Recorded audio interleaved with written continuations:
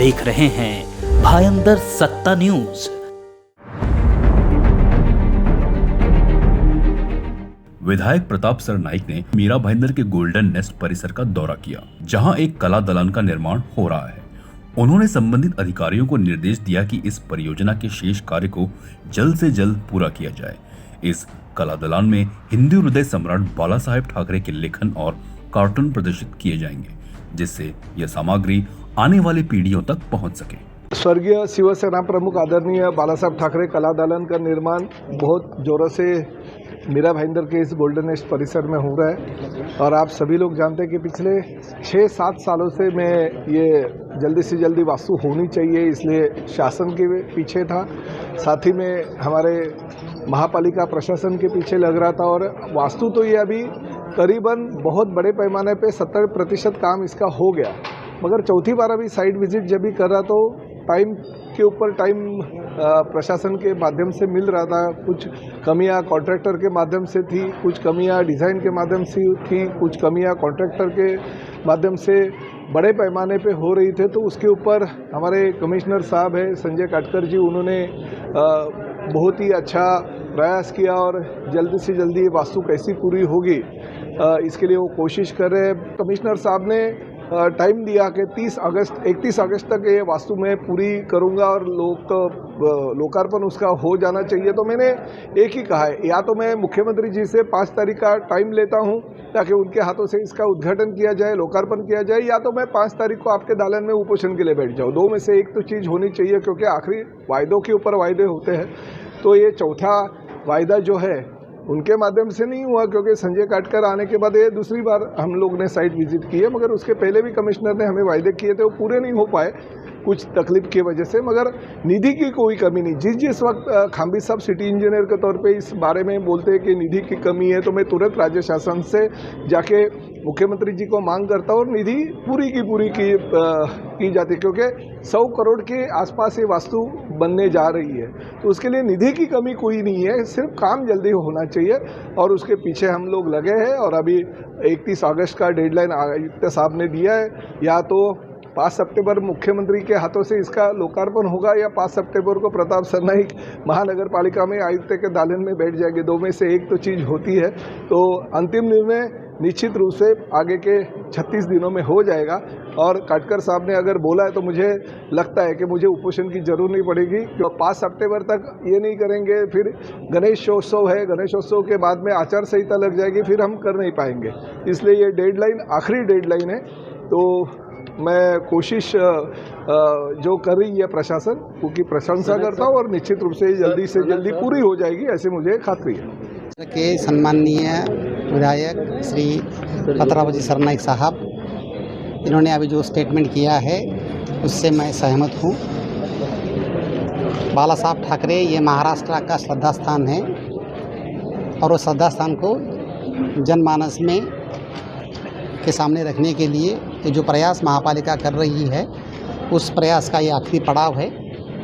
इस मुकाम तक आने के लिए आमदार सरनाइक साहब हो, सम्मानीय मुख्यमंत्री नामदार एकनाथराव जी शिंदे सर हो, इनका बहुत बड़ा योगदान रहा है। उनके माध्यम से ही ये काम हो रहा है।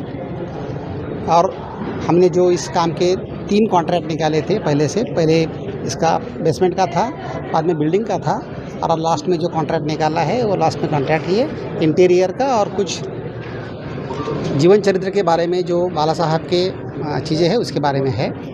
तो ये हमने जो 31 अगस्त की जो डेडलाइन सेट की है वो कॉन्ट्रैक्ट के तहत है और 31 तारीख तक ये काम खत्म होना चाहिए। मैं सम्मान्य आमदार साहब के माध्यम से गुजारिश करूंगा कि वो मुख्यमंत्री साहब की अगर 5 सितंबर की तारीख ले लेते हैं तो उस दिन इसका लोकार्पण भी हम कर पाएंगे। इसके अलावा विधायक सरनाइक ने भाईंदर वेस्ट में मुर्दा खाड़ी का निरीक्षण किया और वहां की स्थिति का जायजा लिया। इस दौरे में मीरा भाईंदर नगर निगम के आयुक्त संजय काटकर और स्थानीय नागरिक एवं ग्रामीण भी उपस्थित थे।